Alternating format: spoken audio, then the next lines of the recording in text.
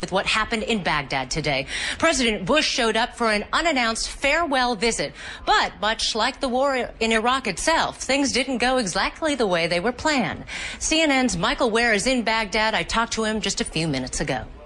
So, Michael, you may not like President Bush's politics, but one thing you can say for sure is that the man has great reflexes. So tell us what happened. Yeah, absolutely. Absolutely. Talk about reinventing duck and cover. Okay, what happened here today is during the president's surprise visit, he has a press conference this evening, local time, with the Iraqi Prime Minister, al-Maliki.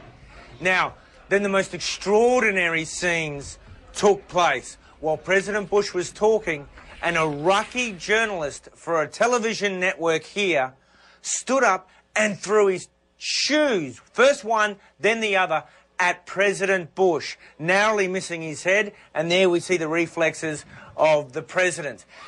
After this, obviously, Secret Service and others jump on this guy and drag him out, still screaming, having called President Bush a dog and saying that, you know, this is your farewell, so to speak. We then saw President Bush, maintaining his composure, actually try to turn the incident to his advantage, brushing the moment aside, and this is what he said. So what if the guy threw a shoe at me?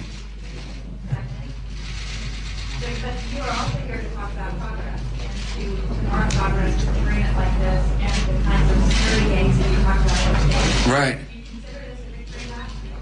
No, I consider it an important step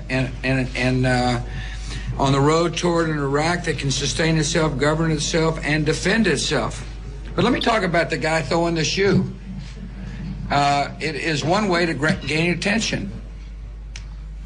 It's like going to a political rally and having people yell at you.